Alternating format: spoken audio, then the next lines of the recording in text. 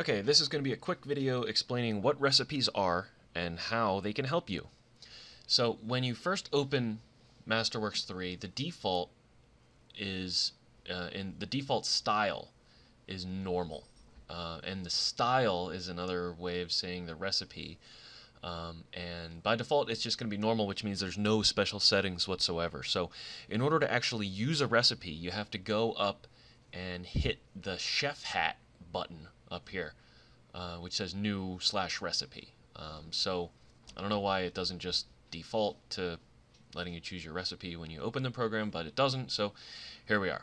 What we're going to do is click on this chef hat here, and this little dialog box comes up, and under recipe it says normal, machine format it says PES, and so what I'm going to do is click on the normal here with the little arrow, and it gives me this whole little list of different types of fabrics I could be sewing on. So say we want to sew the design that we're about to create on a sweatshirt. Well, a sweatshirt has different characteristics than other types of fabric, like just regular cotton or jeans or whatever. So when I click on it, what it'll do is give me a description over here under recipe description.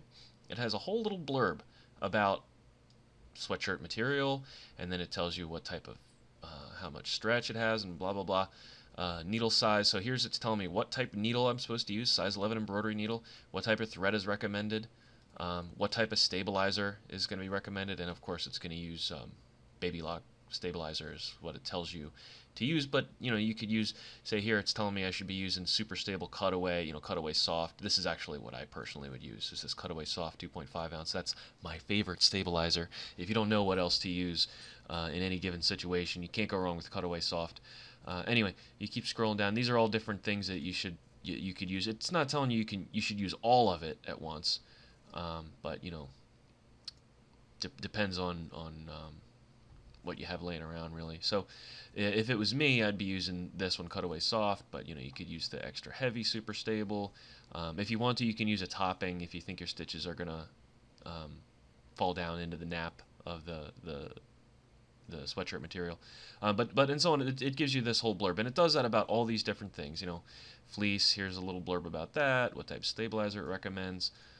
So you pick what you're going to be sewing it out on, and just click OK. Now, this looks the same as any other design field.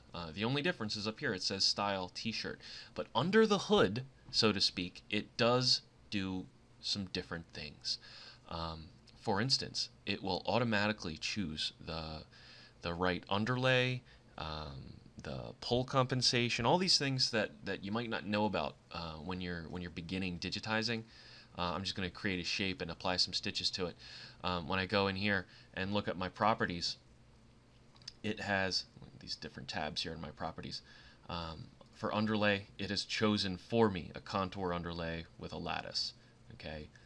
Pull compensation, it has chosen for me an absolute value of 0.4 millimeters for my pull compensation, whereas by default this is 0. There's no settings here when you do it without a recipe. So if you don't know anything about pull comps and underlays and different stitch settings, which most people don't, I'm not completely solid on it myself. I'm not a professional digitizer or anything. I just kind of do enough that I can teach people how to use the program, really. But so the recipes can be really helpful for that, so you don't have to think about those types of things, pull comps and underlays and whatnot. So the recipes can be really helpful for that. So next time you go to create a design, instead of just opening the program and starting to digitize, go up and hit the chef hat up here and make a recipe. And also, if you don't know how to hoop a particular type of fabric or what needle you're supposed to use, you can use that recipes menu to find those things out too. So it's really a pretty useful addition to the program. So that's it for the recipes, and I'll see you in the next video.